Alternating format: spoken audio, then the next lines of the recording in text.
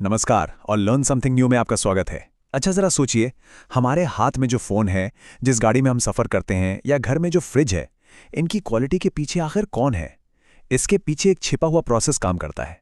ये मैन्युफैक्चरिंग की दुनिया का एक ऐसा गुमनाम हीरो है जो ये पक्का करता है कि हर चीज़ बिल्कुल वैसी ही चले जैसी उसे चलनी चाहिए।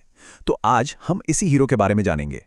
कभी ना कभी ये सवाल मन में ज़रूर आया होगा कि एकदम नया फ़ोन हैंग क्यों होने लगता है, या फिर एक चमचमाती नई कार में कुछ ही हफ्तों में कोई ना कोई दिक्कत क्यों आ जाती है। मतलब गुस्सा तो आता है ना? बड़ी बड़ी कंपनियां क्वालिटी के इतने दावे करती हैं, फिर भी ऐसा होता क्यों है? चलिए एक कहानी सुनाता हूं।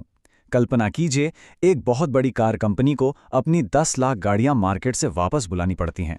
और वजह सिर्फ एक छोटा सा पार्ट हो सकता है। कोई मामूली सा स्क्रू हो या एक छोटा सा सेंसर जो ठीक से नहीं बना था। अब देखिए, इस एक छोटी सी गलती ने कंपनी को करोड़ों का नुकसान पहुंचाया, ग्राहकों का भरोसा तोड़ दिया और सबसे बड़ी बात, लोगों की सुरक्षा को ही दांव पर लगा दिया। तो सवाल ये है कि ये छोटी छोटी गलतियां इतने बड़े डिजास्टर में आखिर बदल कैसे जाती हैं? ये सब होता है एक मजबूत सिस्टम की कमी की वजह से। एक ऐसा सिस्टम जो इन गलतियों को फैक्ट्री से बाहर निकलने से पहले ही पकड़ ले। और बस यहीं पर हमारे आज के हीरो पीपीएपी की एंट्री होती है, यानी कि प्रोडक्शन पार्ट अप्रूवल प्रोसेस। इसे एक शेफ की तरह समझिए। कोई भी अच्छा शेफ एक बार तो कोई स्वादिष्ट डिश बना ही सकता है ना?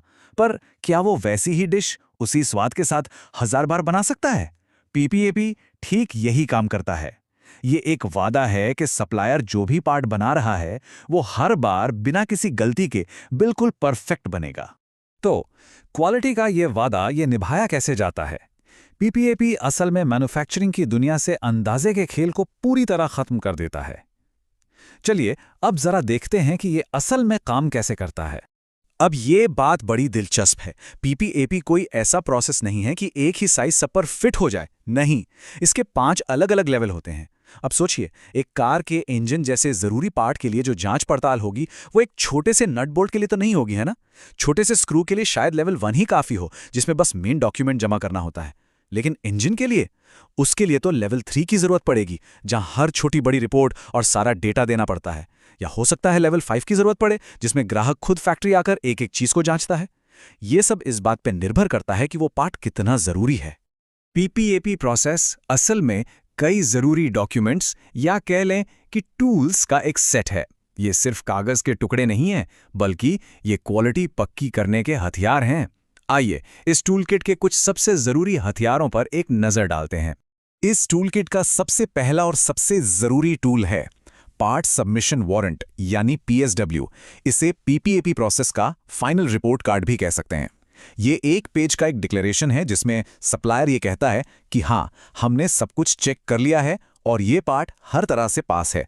इसके बिना मास प्रोडक्शन शुरू करने की कोई सोच भी नहीं सकता। अब ये जो टूल है ना, ये तो भविष्य देखने जैसा है।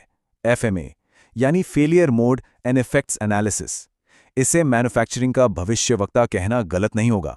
प्रोडक्शन शुरू होने से बहुत पहले ही इंजीनियर्स एक साथ बैठकर ये सोचते हैं कि इस पार्ट को बनाने में क्या क्या गलत हो सकता है और उसे कैसे रोका जा सकता है। ये समस्याओं के होने का इंतजार नहीं करता, ये उन्हें पैदा होने से पहले ही खत्म कर देता है। कमाल है ना? अगला टूल है कंट्रोल प्लान, जो बिल्कुल एक रेसिपी बुक की तरह काम करता है। इसमें स्टेप बाय स्टेप लिखा होता है कि प्रोडक्शन के हर कदम पर क्या चेक करना है, कैसे चेक करना है और कौन चेक करेगा। इसका सिर्फ एक ही मकसद है, ये पक्का करना कि जो पहला पार्ट बना है और जो 10 लाखवां पार्ट बनेगा, वो दोनों बिल्कुल एक जैसे हों, जरा भी फर्क ना हो। इन बड़े टूल्स के अलावा और भी बहुत कुछ है, जैसे कि प्रोसेस फ्लो डायग्राम, जो पार्ट बनने का पूरा नक्शा होता है।